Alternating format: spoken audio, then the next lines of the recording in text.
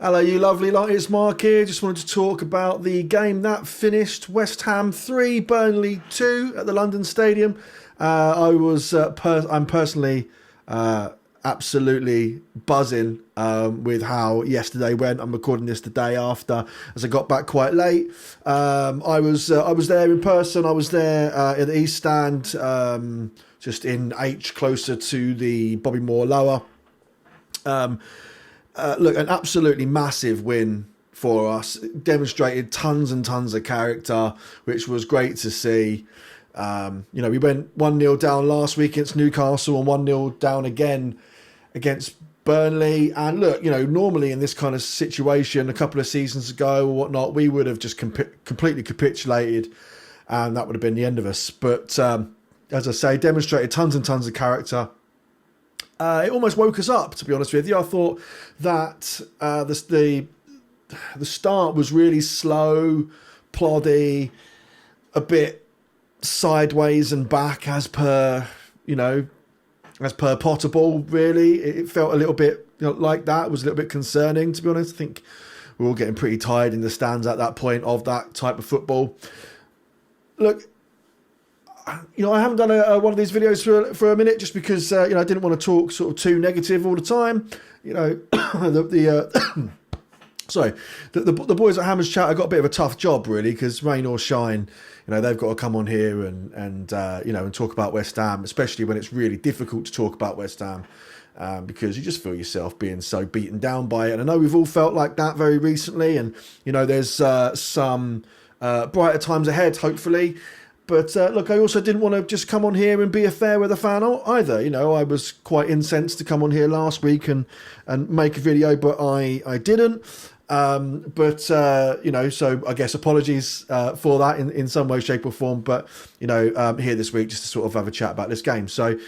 I can't really talk about this game without bringing up the protest. So obviously I was down there for the protests with many other people, large numbers turning up. Couldn't tell you how many there were there. I'm sure, the news outlets want you to feel as if there was, one or two people there almost. They want you to feel like there's the least amount of people there as possible. And then obviously, us as West Ham fans, we want to show that it was the most amount of people there as possible. In reality, it's probably somewhere in the middle. But look, loads and loads of people turned out. Everybody was singing at the top of their voices. Really, really great showing and a great atmosphere. And I think that carried into the stadium as well, which is really good. The atmosphere was quite good, especially for the London Stadium. It was nothing like Upton Park, don't get me wrong. But it was much better than all the other times I've been to the London Stadium. So, I go maybe sort of like 4 or 5 times a year, generally speaking. Just as and when I can afford to go, or when family arrangements kind of allow me to. Sometimes I'll bring the family along. But today, because of the protests, I felt that it was important for me to be there, and also important for me, not to bring my family along just in case. But I'm sure everything was all fine, and it absolutely was. It was a great day, great protest. And as I say, the atmosphere was brilliant. So the game then, it was, I say, quite a slow start to get going. I did feel like Burnley were definitely the better team in the first half. I really didn't feel like we had much to offer. I don't think they had much for us either. I think Ariola had a fairly quiet game. Don't think he really needed to do much, to be honest with you. But again, in typical style, Kilman can't jump. He's got roots in his boots, and that was Burnley's first goal. It was coming. We all knew it was coming. I was quite bored, to be honest with you. I was at that stage. I was looking down at my phone, trying to get the scores going for the other games. And obviously, as you know, anyone who's been in that stadium will know that there's hardly any signal in there, especially when other people are trying to access the network. So I was struggling my way through that. Looked up, and then, as I say, Kilman rooted to the floor, and goal number 1.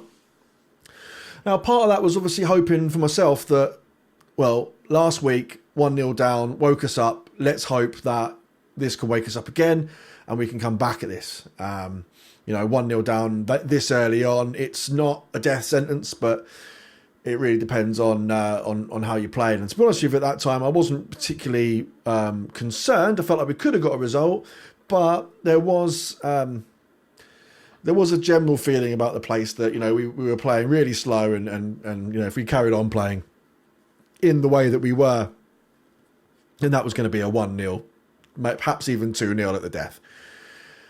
But look, as I say, showed a lot of character coming from behind. Some scrappy goals from us in the end, really, but, very important. They're not always going to be the most beautiful goals. They're not always going to be Paqueta's goal against Newcastle last week. My dad used to say, you don't draw pictures on the scorecard, so it doesn't really matter. At the end of the day, the final score was positive for West Ham, and that's exactly what we wanted. As I say, the atmosphere was great. I don't know if that was just because of the protests and some people being there. I'm sure there was probably quite a few people there in the protest that were there, that also got tickets for the game that maybe might not have done in the past, potentially previous season ticket owners that kind of gave up and just thought, look, while I'm here, I may as well go see the game. But certainly, I can vouch for the amount of times that I've been there at the stadium, and it's been absolutely deathly quiet. This time was not the case. Everybody was getting behind the team. It was a great demonstration of being against the board, against the regime, but back in the team, like they say. So yeah, it was really good. It was really heartwarming, and it was nice to be able to sing along and sing loud, without people staring you out and trying to make you feel embarrassed and self-conscious. So yeah, look, a really, really, really positive atmosphere. A lot of that, coming from Bobby Moore lower as well. Everything seemed quite lively over there and was bleeding its way around the ground. So yeah, really, really pleased with that. It made the day a lot better.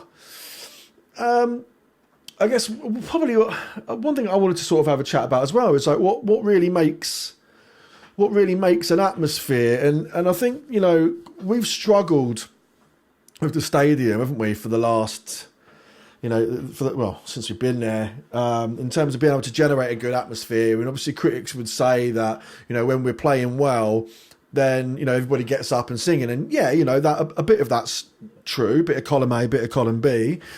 And certainly yesterday there were spells, certainly in the second half, where we actually started to play really, really well. And that definitely did kick the crowd up. We were definitely a lot more vocal at that point than we were at other points of the game where, we felt like the football was a bit more pedestrian, just as I say, sideways and backwards, not really a lot to get behind. But in the second half, as we start making a bit more positive progress up the pitch as such, breaking off a bit, it does give the crowd a bit of a lift. Obviously, that's undeniable. But we are so far away from the pitch, right? Not going into point number 1, point number 2. But look, we are so far away from the pitch that it is difficult to even believe, whether it's right or wrong, it's difficult to even believe that, you can create an atmosphere that's going to impact the game in any meaningful way, just because you're so far away. Whereas obviously when you're closer, it gives you the illusion, or well, it's the reality really, that, you can affect the game because, back in the day, you used to get players who would react. They'd heart back at you, and whereas it's not the same because your voice just gets kind of drowned out in this big kind of empty space, right? And yeah, so that's definitely part of it. And I think another part of it as well is it's obviously different in other grounds, so you can't really use it too much of an excuse. But in terms of like drinking rules and things like that, so. Obviously it lowers your inhibitions, makes you more likely to, get involved in the scenario. It's definitely in the past, it used to be a lot more atmosphere because people would go there a bit beard up and, have a good time and sing along. And obviously that really just doesn't happen as much these days. People go and, obviously they might get a couple of pints before the game. And if they do, it's quite expensive in London. Like, it's always been expensive, but nowhere near the amount it is these days. You're talking about like, I don't know, 6, 7 or 8 pound a pint sometimes. I mean, it's a lot of money, and people just don't have, certainly the working class people, we just don't have the kind of money to go, getting that beard up before the game. So that does definitely have an impact, on the atmosphere, as well as before, like we've sort of said before, where the club kind of split everybody up. So there's everybody's surrounded by, by tourists and families and who just don't really want to get involved. They're just kind of there just to sort of soak in the atmosphere. And don't get me wrong, if I go over to Barcelona and I go to the Nou Camp or something like that, or if I go to, Valencia or something like that, my granddad used to live over there, I'd go and, catch a couple of games. I'm a tourist. And what do I want when I'm over there? Well, I want their atmosphere. I want to get involved and soak up their atmosphere. So I don't want to be put in my own secret pen, in the corner or something like that, away from everybody. I want to be in the thick of it. Of course I do. So I understand that for everybody else, but you've got to get involved and get that atmosphere up, or it's never going to happen. And I felt like yesterday that atmosphere was really tangible, and whilst it wasn't the best I've seen, it was one of the best I've seen at the London Stadium. So other than the European nights, yeah. I just wanted to sort of talk about that, because I was actually quite taken aback when I was there, because I just didn't expect an atmosphere like that. I felt like we would just get in there and again it would be as silent as as it normally is. A bit of a graveyard in there. But look, I felt like the team, again, I said, played really well. Two standouts for me were Fernandes and Potts. I thought they both had incredible games yesterday. Fernandes obviously getting player of the match, and I think it was well deserved. Potts probably only really missing out because he went off for an injury, which I hope is only a minor one. I'm hearing, that it's nothing too serious, so hopefully that's right.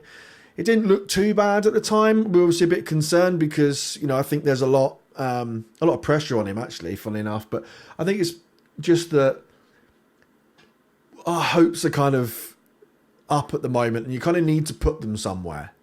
And for us, that's Freddie Potts, or it's Nuno. And Nuno was, playing silly buggers with the team, So I think that once Potts came in, it kind of galvanised the fan base a bit, gave us something to unite on. And then obviously when something like that kind of goes away, you could end up sort of losing that little glimmer of hope. But honestly, when Potts went off, I'm really pleased to say that I don't feel like the team massively negatively suffered. So, and that's not to say that Potts wasn't influential, because he absolutely was. I just felt like at that point the confidence was high and we had a job to do.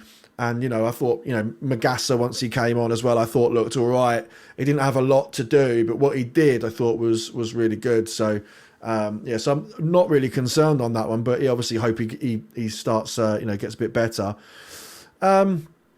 But look, we were right up until the end, 3-1 up. I thought it was going to be another 3-1 game, just like it was at Newcastle.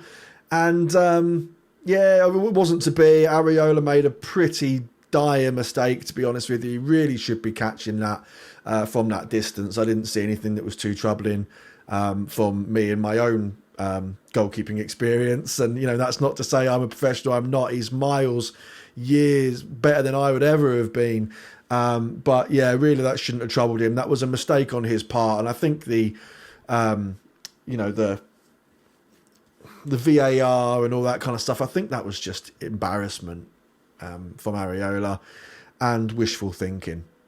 But to be honest, on seeing that back, I really don't think that, Areola got any meaningful touches on that. And, that's just kind of what happens. So, the game ends 3-2. But, thankfully, that wasn't an equalising goal or a goal to bring Burnley ahead so that we lose any points out of the game. It was kind of a bit elementary in the end. It was, so what? We still win the game. We still get the 3 points. So we level Burnley on points now, which gives us that glimmer of hope, which we definitely didn't have 2 games ago, that maybe, just maybe, we might survive this season. Now, we have got a really tough run of games coming up. I really don't know how many points we're going to get out of this one at all. The cynic in me wants to say we'll get absolutely nothing, but we do sometimes get, a point out of the Bournemouth games. So let's hope that we can get something there. Liverpool are not doing too well at the moment. Hopefully we can kind of ride their negativity a little bit and get a point. Who knows, maybe even win. Who'd have thought that kind of level of positivity? It wasn't in me a couple of weeks ago, definitely. And then Brighton, and yeah. Well, look, there's a few tough games coming up, so I'm not going to overshoot the confidence, but I'm also, you don't want to be too negative either. So yeah, let's hope for sort of about 5 points or so in the next 6 games or so. I don't know. It's a tough old run. But look, very, very positive feelings coming from the club at the moment, as we feel like a bit more united. I think the protests, whilst they are about a negative subject matter, I think galvanises the club a little bit, helps us feel more united. If you don't feel that way, come down, get involved, guys. Please do. As it really, really helps to just remind you that we're all in it together, and positive things can come from this. And this was a great demonstration, as I said before, that we're here to back the team and not the regime. But that's it. I'm going to finish that one up, guys. Thank you very much for listening to me ramble. Come on, you Irons.